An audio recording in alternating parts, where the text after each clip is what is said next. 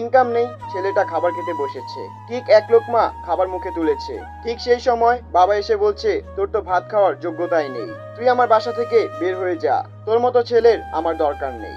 ঠিক সেই সময় মাও এসে বলছে, তোর মতো ছেলের আমারও দরকার নেই, তোকে জন্ম দিয়ে আমি ভুল করেছি, আমি মনে হয় বড় পাপ করে ফেলেছি। তখন ছেলেটা খাবার খাচ্ছে, আরেকদিকে চোখ থেকে পানি পড়তেছে। এমন সময় দূর থেকে বাবা একটা জুতা ছুঁড়ে মেরেছে। তারপরও ছেলেটা ভাত খাওয়া থেকে উঠে না, ভাত খেতেই রয়েছে।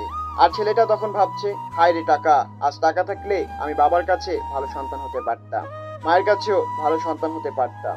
দিন শেষে সবকিছুর জন্য টাকাই সত্য হয়ে ওঠে, আর বাকি সবকিছু মিথ্যা এই পৃথিবীর জন্য।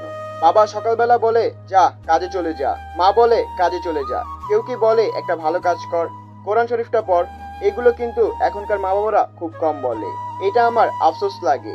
আমি অনেককেই দেখেছি, অনেকের মা বাবা বলে তুই প্রবাসে চলে যা দরকার হলে, কিন্তু একবারও বলে না তোরা নামাজ পড়, ভালো কাজে থাক, দরকার হলে না খেয়ে থাক, কিন্তু ভালো পথে এবং সৎ পথে ইনকাম কর। মানুষ এগুলো বলে না। দিন শেষে টাকাই সবকিছু। কি বুঝলেন? টাকাই তো সব, তাই না?